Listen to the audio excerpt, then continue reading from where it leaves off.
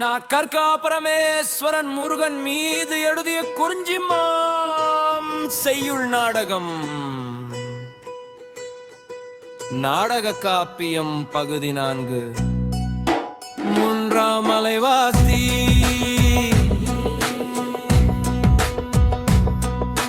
வள்ளி மகள் பெயர் சொன்னார் ஏதோ தெரிவை கொல்.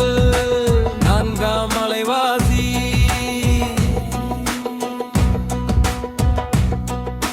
வாழ்த்தினர் போலும் வேரன். ஒன்றாம் அலைவாசி. வேடவர் நனி நலம் வள்ளி தாண்டறி என்பார். ஒன்றாம் அலைவாசி. மெய்நிழல் படரக்கொள் ஏனறியார்கள்.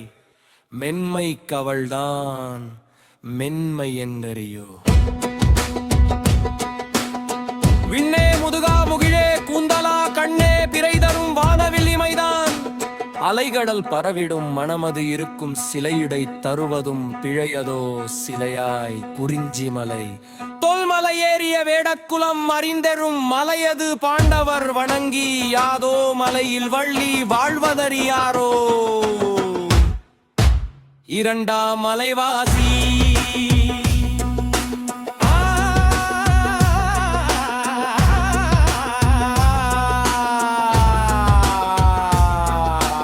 உள்ளதும் குளவர் திருப்பேர் வேர்க்கை புள்ளதும் நன்றே மயிலவள் போல.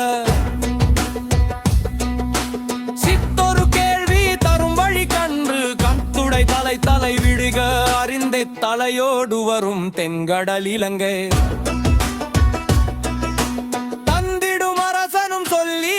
வரும் நஞ்சுயிர் பறிக்கே நிலமானோடி அஞ்சுகம் பறக்கும் போல வள்ளி நட்டும் தாள் அதில் உரைப்பது உரைத்து திட்பமுடன் தன்வதவை தந்து தங்கிடும் திகழ் திசை அறிந்தது தருமோ.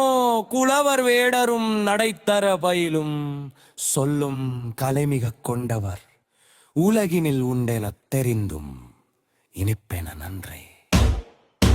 நான்காம் அலைவாசி.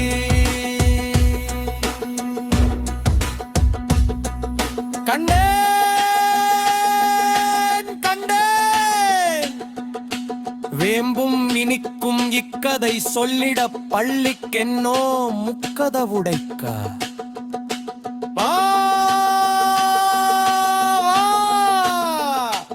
குளவர் ரக்கதவே வழி போவர் இக்கத வைத்தள்ளு பார்த்தும் எளிதே மலைவாசிகள் போக.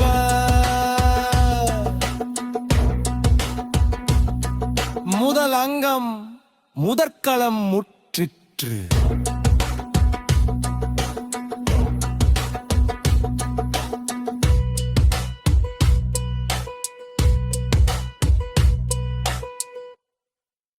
டாக்டர் கா பரமேஸ்வரன் முருகன் மீது எழுதிய குறிஞ்சி மான் செய்யுள் நாடகம்.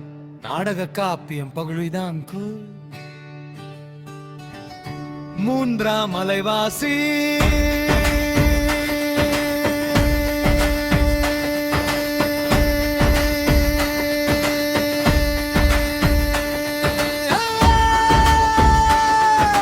நான்காம் அலைவாசி. வாழ்த்தினர் போலும் வேரம். நனி நலம் வள்ளி தாண்டறி வைப்பார். மூன்றாம் மலைவாசி. மைநிழல் படரக்குள் ஏனறியோ. மூன்றாம் மலைவாசி. மென்மை கவையால் மென்மையதறியோ. விண்ணே முதுகா முகியே கூந்தல கண்ணே பிறை தரும் வானவில் இமைதான். அலைகடல் பரவிடும் மனமது இருக்கும் சிலையிடை தருவதும் பிழையதோ. சிலையாய் குறிஞ்சி மலை தொல்மலை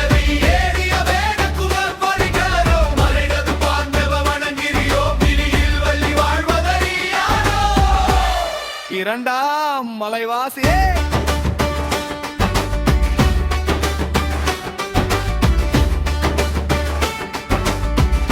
உள்ளதும் குளவர் திருப்பேர் ரேக்கை புள்ளதும் நன்றே மயிலவள் போல. சித்தொரு கேள்வி தரும் வழி கண்டு பத்துடை தலை தலை விழுக அறிந்து தலையோடு வரும் தென்கடல் இலங்கை.